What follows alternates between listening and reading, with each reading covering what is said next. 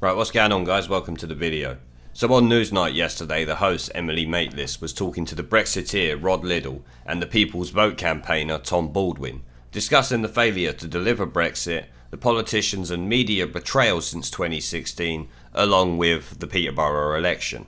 Well, Rod does not hold back when it comes to Emily and the BBC. He knows her and the BBC hold a clear Remainer bias, and you can see this in the disdain he has for her. Let's take a look at the first clip. We've still not left the European Union. The question's one that seems to pervade, for better or worse, everything our politics is currently about. Some will see it as betrayal, some as respite. Rod Liddle, who voted for Brexit, says he predicted on the evening of the referendum result that we would not leave. He blames what he calls the establishment. Tom Baldwin is a leading figure on the People's Vote campaign, former advisor to Ed Miliband, and believes we'd be better off taking the mess we're in back to the people. Welcome both. I wonder about the timing of your book, Rod. You've called it The Great Betrayal. When we're about to leave. We're 3 months away from leaving, probably with the hardest Brexit that anyone imagined. I know that fear lurks in all Remainer hearts, but I don't think that that's what's going to happen. The book's called The Great Betrayal because we were meant to have left on March the 29th, and we didn't. 3 years almost for the government to try to do what the people had asked them politely in that referendum that they might do, and it hadn't worked. And the same dynamic is there right now. Yeah, so when you say it hadn't worked, what is this great betrayal? We had a Prime Minister who, God knows, tried for 3 hours to deliver Brexit. We've got an incoming PM who's promised a fixed date, and a hard exit. But what's he said? It's the same narrative as before.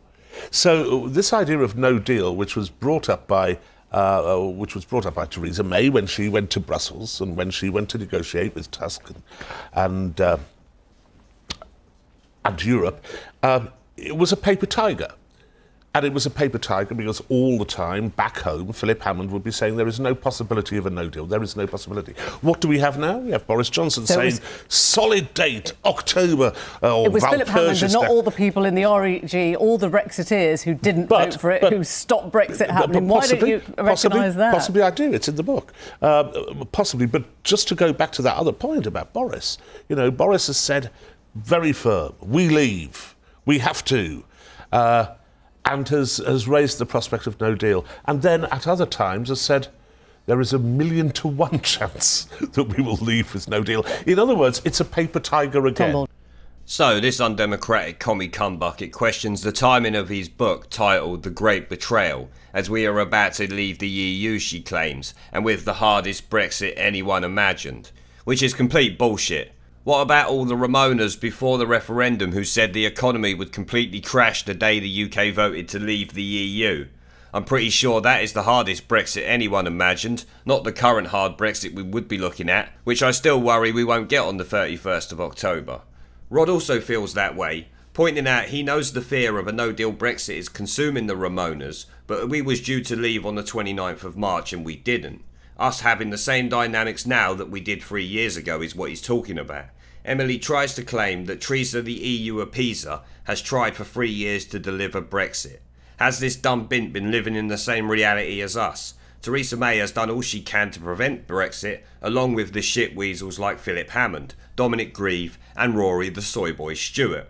Rod rightly points this out, saying Theresa May's claims of a no-deal Brexit had been a paper tiger due to the remoaners within her cabinet, like Philip Hammond, before rightly pointing out that Boris has done a bit of flip-flopping himself over no deal in the past, so could also be a paper tiger like before.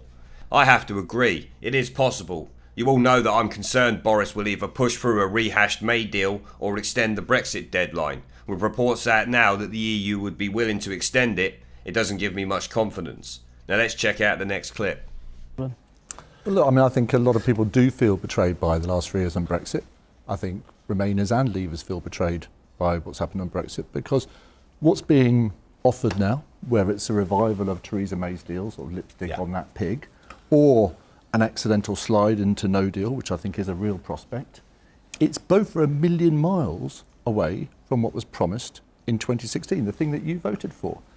On that basis, you've got a kind of mis-selling scandal here.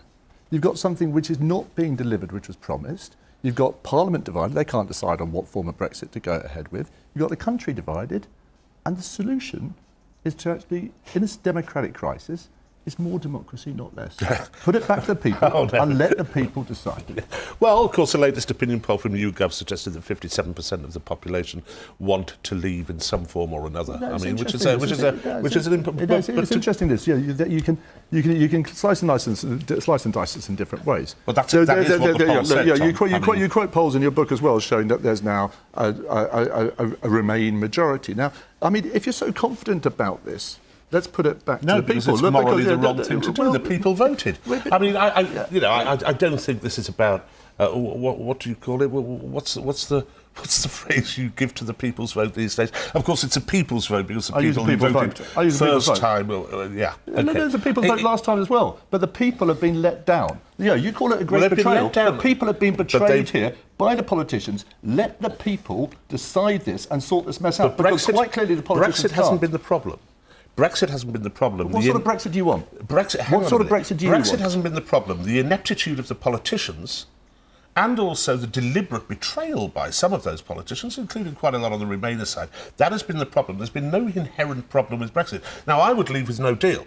I would prefer to leave with no deal than to leave with the deal which the ERGers voted for. Isn't the truth that actually there is complete unity here because you're delighted that we haven't Brexited yet and you're delighted that you can get angry about it because that's your currency. You can get everyone up in arms. But that's what he does. He's economist.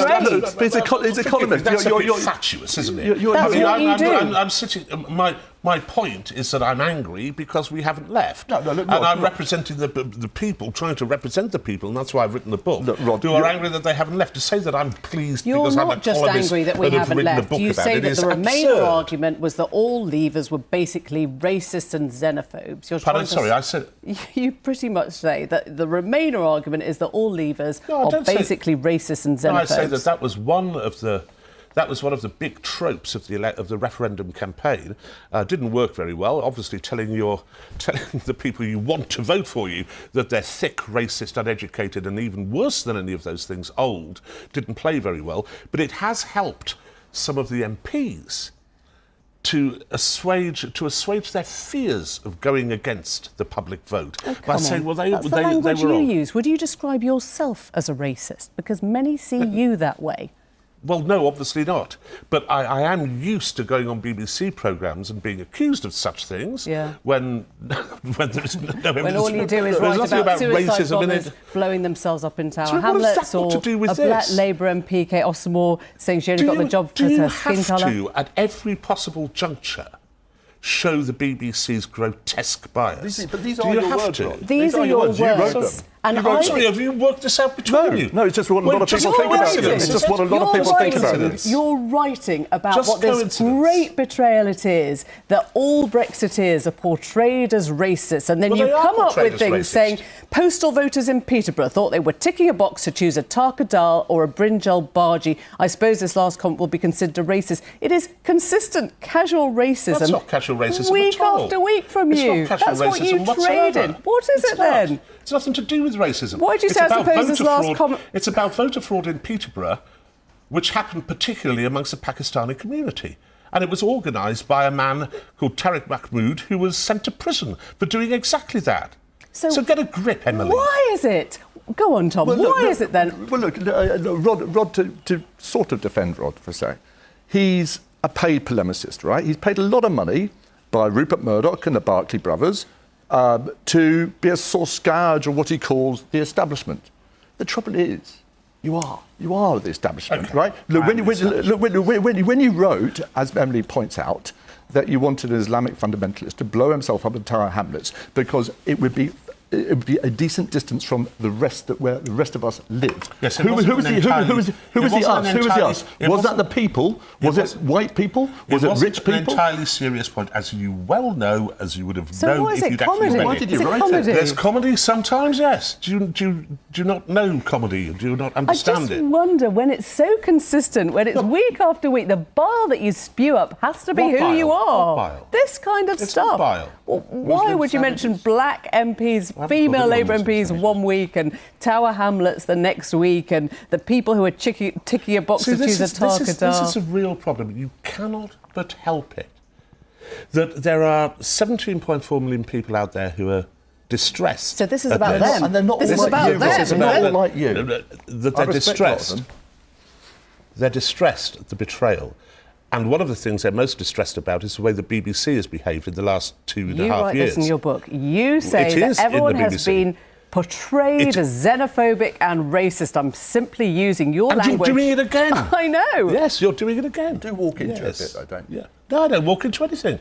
I speak what I think is the truth and what I think people like to hear. as Tom, well. So at the start of the clip, we heard from the undemocratic fuckpig Tom Baldwin, who wants a second referendum because he lost, and like a fucking baby, can't handle losing, so comes on the BBC to join Emily Spunk Trumpet Maitlis in attacking the Brexiteer. He calls a no-deal Brexit not what the people voted for. Well, everyone I know who voted to leave, and a good few of the people who voted to remain, now demand a no-deal Brexit. The EU won't give us a good deal, so off we go is the common thought these days. Of course, Tom is determined to vote again, so pushes his idea of democracy, which involves ignoring democratic votes, believe it or not, if they don't go your way, and claiming doing it again is the democratic way to go. The logic behind this tosspot is astonishing. Rod rightly responds to this bullshit with the fact it's not a people's vote if you ignore the 17.4 million people who voted to leave the first time. He goes on to state that politicians have betrayed the country on both sides by not delivering what the people have asked for. Of course, Emily has to interrupt and claim Rod is happy because all the delays will allow him to get angry, which came out of fucking nowhere. What a thing to jump in and say. Brexiteers are pissed off with remoaners like you delaying and trying to sabotage Brexit. She tries to make out like Rod's comments about Remainers calling Brexiteers racist is a bad thing. You dopey cumbucket, it's the truth. You and all the other BBC presenters do it all the time. Rod points out this was the narrative used by the Remain campaign during the referendum, along with calling Brexiteers thick, old and multiple other smears, which then brings us on to Emily attempting to smear Rod as a racist. Common BBC tactic then. Rod ignores her bullshit and once again calls out the BBC for showing its blatant bias. I mean, let's be serious here. In my opinion, they have got this guy on here just to smear him. She was waiting to call him a racist from the very start of the interview. Her utter contempt for him is clear. Her claims he is racist because of talking about terror attacks is fucking insane. Unless he specifies a race, not a religion or nationality, it's not racist, you fucking idiot. You can't be racist to a nationality or a religion, period. She tries to use a joke he made about the possible election fraud in Peterborough as a means to call him a racist also. It sounds a bit like the Sargon of Akkad Victoria Derbyshire smear attempt at this point. Rod rightly shits on their claim because his comments on election fraud are based on facts and often involve the Pakistani community, hence why people got sent to prison for it. Of course, to her that's offensive, but she lacks the ability to argue the facts, so calls on the help of the other remoaner. What a dirty tactic that is. She can't win the argument, so she asks the other remoaner to back her up and defend her poor feelings from being hurt by this big bad Brexiteer. The BBC are a complete disgrace for having this shitweasel hosting the show. They attempt to use a spicy joke he made in a column before, I'm guessing as a means to smear him. Nothing new there then. Emily continues the smear by pointing out this guy has written stories about black MPs and female Labour MPs. Like because he is white, doing that makes him racist and sexist. What a fucking world is this woman living in? That has to be the most ridiculous attempt at backing up your claim someone is racist that I've ever heard. I mean, he's a journalist. He has to write stories. I'm sure the colour of the MP is irrelevant. The politics might not be irrelevant, but I'm sure the colour is irrelevant. Rod rightly ends that clip calling out the disgraceful behaviour of the biased broadcasting corporation over the last 2.5 years. It's not just Brexiteers, it's a lot of people who hate the BBC and know it's a biased shit pit. Let's be serious. Now let's check out the final clip. Your argument that we have to go back to the people's vote is exactly the noise that left us all in this ridiculous position. You don't accept democracy, and we've had democracy and we've had the vote. Look, when you're in a democratic crisis like this, when MPs can't decide what to do, when the country is divided, I'm not a huge fan of referendums. I spent 2015 in the general election opposing David Cameron's reckless decision to have a referendum. I'm not jumping up with joy at the idea of another one, but I do think this is the only way to solve this crisis. It's the only legitimate way to solve this crisis. But you always because I think thought anything that, didn't imposing. you? No, You actually, always I didn't. thought that. I started working for the People's Vote campaign last year. The only people who are in favour of the People's Vote campaign, I mean, come on, Tom, with very, very few exceptions, are people who voted to remain. And what I want to get is more and more people like you, Rod, who believe that there's been a great betrayal.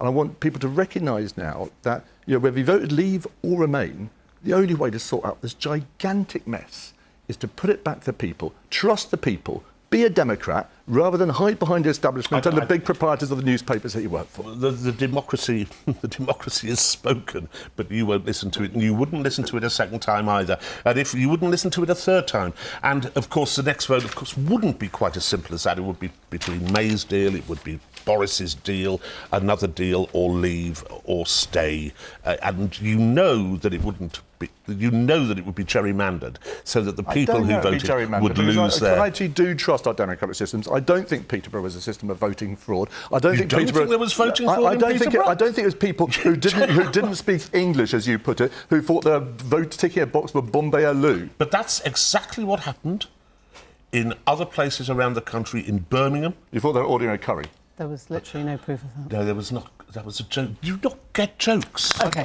On that final thought, we will end it. Thank you both very much for coming in. So for the last 2 minutes there, the BBC tried to look impartial by questioning the remoaner. 8 minutes attacking the Brexiteer, 2 minutes gingerly questioning the remoaner who wants to ignore the will of the people and have another vote, or 10 more votes until we stay in the EU. How the fuck the BBC think this is a balanced segment is beyond me. I think I will send a question into Newswatch asking how this is considered an impartial debate and why the show has such a blatantly biased host in Emily Maitlis. So Tom continues his bullshit about democracy being ignoring the first democratic vote and having another one in the hope Remain wins this time. It's a fucking joke. Rod then shits on his parade, pointing out you didn't listen to democracy the first time, so you won't for a second or a third time. Which is right. These Remoaning fuckpigs wouldn't listen if it was 99% of people voting Leave and 1% voting Remain. They don't believe in democracy, they only care about them fucking selves. He actually laughs at Tom when he says there's no voting fraud in Peterborough. Now I think there probably was myself, as I've already said before. The Brexiteer does prove to us at the end there that the left don't get jokes though. It's probably why they use them to smear everyone. So I'm going to end it there, guys. It was a 2 versus 1 as usual on these shows, and as usual, the Brexiteer made them fucking look stupid. And shit on Emily so bad, she had to call for backup from her Remoaning friend. It's getting embarrassing now, and the BBC's bias is clear for anyone to see yet again. Now let me know what you guys think down in the comments section below. Leave a like, subscribe and share the video as it helps the channel a lot, and I will see you all in the next one.